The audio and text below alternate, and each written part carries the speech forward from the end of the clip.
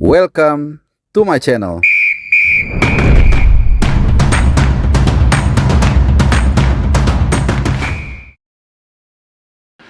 Halo, salam sehat dan juga selamat hari Sabtu buat teman-teman semua dimanapun kalian berada, dari Sabang sampai Merauke, dari Pulau Miangas sampai dengan Pulau Rote, di Australia, di Hong Kong, di Taiwan, di Korea Selatan, di Qatar, di Timur Tengah, di Kurdistan, di Inggris, di Eropa, Belanda, semua seluruh penjuru dunia, di Amerika Serikat juga. Seperti biasa, gue berharap kalian dan dalam keadaan baik, dalam keadaan sehat, dan mudah-mudahan juga kita semua bisa dalam keadaan fit untuk menyaksikan pertandingan antara Indonesia dan China yang 12 hari lagi akan berlangsung di Gelora Bung Karno, dan dilanjutkan 5 hari kemudian kita akan away ke Jepang, tentunya menghadapi tuan rumah Jepang yang skuadnya juga sudah dikeluarkan dalam partai kualifikasi Piala Dunia round ketiga dari grup C. Nah, persiapan seperti yang kalian tahu juga sudah dilakukan, para pemain sudah mulai berdatangan, ada yang masih melakukan kewajiban yang di klub, tapi yang jelas komposisi pemain kalian sudah dengar, mungkin sudah bisa membaca lah kira-kira 30 pemain nanti yang akan didaftarkan tanggal 30 Mei atau H-7 itu siapa-siapa aja. Kalian mungkin sudah bisa membaca pemain-pemain yang sedang mengalami atau berkutat dengan cedera, kalian juga sudah tahu kemungkinan besar seperti itu. Nah, sekarang kita bahas soal kemungkinan gaya bermain yang akan diterapkan oleh Patrick Kluivert dan jajarannya, Alex Pastoor dan juga Denny Lanzat dalam pertandingan yang sangat penting menghadapi China. Seperti yang kita ketahui juga, menghadapi China ini pertandingan yang boleh dikatakan terbesar ya dalam sejarah sepak bola Indonesia. Kenapa? Kalau kita bisa menang, ini gua mesti tekankan ya supaya kita punya pandangan yang clear, dan Bahrain terpleset dari Saudi di match ke-9 di match yang sama, maka dipastikan kita mengunci round 4 ya. Tapi kalau misalnya Bahrain menang, maka kita harus ya paling tidak jangan dibantai lah di pertandingan terakhir lawan Jepang. Kalaupun kita kalah, kalau bisa kita seri, walaupun gue tahu itu berat ya, meskipun tadi yang gue bilang di awal, Jepang tidak akan turun dengan pemain-pemain terbaiknya, termasuk Mitoma juga yang tidak ada di line up yang dipanggil oleh Hajime. Nah, banyak yang bertanya-tanya ke gue, nge-DM, WhatsApp, kira-kira nanti lawan Cina seperti apa nih gitu. Satu yang mesti kita ingat adalah kita harus menang, bukan berarti Cina juga nggak harus menang dan nggak bisa menang. Itu bisa kita lihat kalau kita sedikit napak tilas di perjumpaan pertama di Qingdao. Saat itu kita datang dengan optimisme yang membuncah. 3 laga awal kita dapat 3 poin ya, yang tadinya diperkirakan kita akan kepleset mungkin di Saudi, demikian juga dengan Australia. Ternyata kita bisa mendapatkan 1 poin termasuk juga dari Bahrain. Nah, optimisme itu datang menghadapi China yang di 3 laga awal mereka kalah. Dan gue masih ingat betul saat itu H-1 di konferensi pers itu dijejali oleh wartawan China yang memang sepertinya akan menunggu judgment day bagi Branko Ivankovic, karena kalau kalah maka dipastikan mereka ya sangat sulit lah untuk bersaing, dan kemungkinan besar Branko juga akan dipecat ya. Tapi ternyata mereka bisa bangkit dengan meraih kedua kemenangan. Jadi saat ini mereka punya harapan itu. Yang gue mau tekankan di sini adalah kita juga harus hati-hati ya. Kita mungkin boleh merasa optimis, kita akan main di GBK juga meskipun kurang sekitar 10.000 penonton, tapi ini tidak mudah. Apalagi kalau kita lihat dalam round 3 ini, dari 8 pertandingan yang sudah kita jalani di luar Jepang ya, nggak usah kita ikuti Jepang, itu anomali. Nanti gua akan sajikan datanya ke kalian, grafisnya ini biar lebih jelas. Jadi dalam 7 pertandingan tersebut, sekali lagi nggak ikut Jepang, setiap kita unggul ball possession kita malah kalah ya. Lawan China di Qingdao itu kita menguasai luar biasa 76% ball possession, tapi pertahanan kita terlalu tinggi dan kita kena counter 2 kali habis ya. 1 bukan counter, 1 itu blundernya Sen Patinama lah, yang kedua memang karena terlalu tinggi garis pertahanan kita. Nah, kemudian lawan Australia juga demikian. Away lawan Australia kita punya keuntungan, kita punya superioritas itu. Kaget juga ya melihat Nathan Chow dan kawan-kawan saat itu begitu dominan secara ball position. Ini ku catat ball positionnya 61%. Bayangkan ya, dalam sejarah sepak bola kita mungkin tidak terbayangkan kita main away ke Australia kemudian kita begitu dominan ya, 61% berbanding 39%.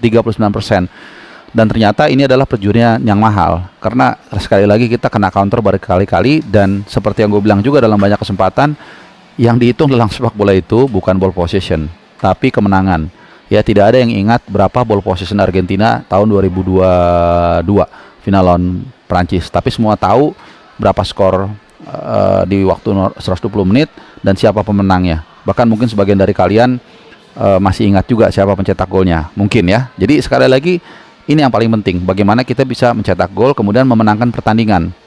Nah, sementara kalau kita lihat di statistik yang gue sajikan, ini justru ketika kita ball possession-nya di bawah 50% atau lebih kecil, ini justru kita tidak kalah.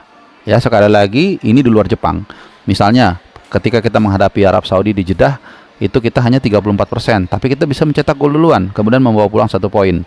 Selanjutnya di GBK kita hanya 36% dari Australia, tapi kita bisa mencuri 1 poin, bahkan clean sheet. Dan seterusnya, Bahrain juga demikian, hanya 43%, tapi kita bisa mencuri 1 poin. Termasuk juga saat kita mengalahkan Arab Saudi di akhir 2024, ya hanya 23%, tapi kita mampu menang 2-0, mencetak 2 gol dan gak kebobolan. Dan terakhir lawan Bahrain, kita hanya 42% menguasai pertandingan, tapi kita efektif. Ya, Oli Romney keluar sebagai match winner dengan golnya ke gawang Bahrain. Nah, bagaimana kita menghadapi lawan China? Tentunya China juga tidak bodoh. Dia mungkin melihat fakta ini juga, dan bukan tidak mungkin mereka tidak mau keluar menyerang, karena dia sudah mempelajari juga kelemahan dan kekuatan kita. Nah, Alex Pastur yang kalau kita sepakat merupakan mastermind di ruang ganti, ya, di mana sosoknya adalah Patrick Kluivert, tapi yang banyak mungkin memberikan masukan adalah Alex Pastur. Ini tentu sudah melihat ini, pasti, ya. Dan kalau kita melihat track record dia sebagai pelatih profesional di klub-klub terakhir yang dibela, terutama di Almere City, saat itu dia bawa promosi dan tahun berikutnya bertahan di Eredivisie, ini mainnya pragmatis. Malah waktu dia bertahan mempertahankan Almere City di Eredivisie, itu jumlah golnya itu paling sedikit nomor 2. Gitu, tapi dia berhasil bertahan. Nah, ketika menghadapi Bahrain pun gue berpendapat ada besar atau kemungkinan itu adalah game plan-nya Alex Pastur. Artinya ya udah, kita main pragmatis, apalagi kita bukan tim yang ya seperti Jepang lah, seperti itu ya. Jadi kita harus lebih hati-hati. Dan ini yang mungkin akan kita lihat di pertandingan menghadapi China nanti tanggal 5 Juni di GBK. Ya, jadi masalahnya adalah apakah China juga bisa terpancing untuk keluar menyerang, untuk dibiarkan mereka menguasai ball possession, tapi kemudian kita menggigit mereka melalui serangan balik seperti yang kita lakukan di beberapa pertandingan sebelumnya, termasuk lawan Bahrain. Nah, tentunya pengalaman dan juga kepintaran dari seorang Alex Pastur, Denny Lanzat sebagai asistennya Patrick Kluivert ini juga dibutuhkan untuk bagaimana mengcrack ya pertahanan dari China, ataupun adu taktik yang bisa dilakukan oleh Indonesia agar China itu mau keluar. Karena seperti yang udah aku sajikan, ini kan fakta, data fakta yang memang empiris, bahwa kalau lawannya itu lebih dominan, kita lebih punya kemampuan untuk counter press. Dan ini yang menarik teman-teman ya. Beberapa kali gue berbicara dengan teman-teman gue lah, atau pelatih yang berkecimpung di grassroots di SSB itu, memang dia lihat sejak awal itu entah mengapa pemain kita itu punya kecenderungan untuk bertahan, melakukan counter. Gitu. Kalau kita dominan sepertinya bingung mau ngapain, ya. Sekali lagi ini seperti yang udah gue sajikan, ketika kita dominan kita seperti bingung mau ngapain. Nah, lawan China ini juga menarik ya. Apakah mungkin Alex Pastur punya serum, ya, punya cara, punya ya katakanlah rahasia untuk bagaimana membuat China itu mau keluar menyerang. Nah, ini yang gue takutkan, kedua-duanya saling tunggu-tungguan.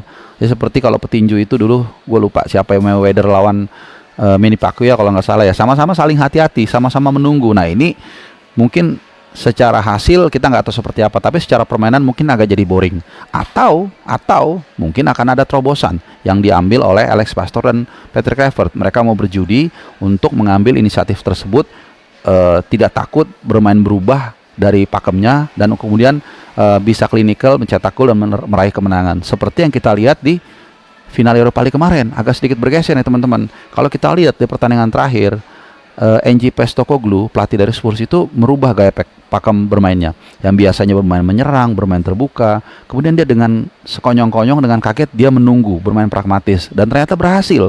Ya, mereka mendapatkan 1 gol, walaupun golnya ya begitulah kalian tahu, tapi anyway mereka berhasil meraih trofi Europa League pertama dalam sejarah mereka. Nah, jadi yang menarik kita tunggu.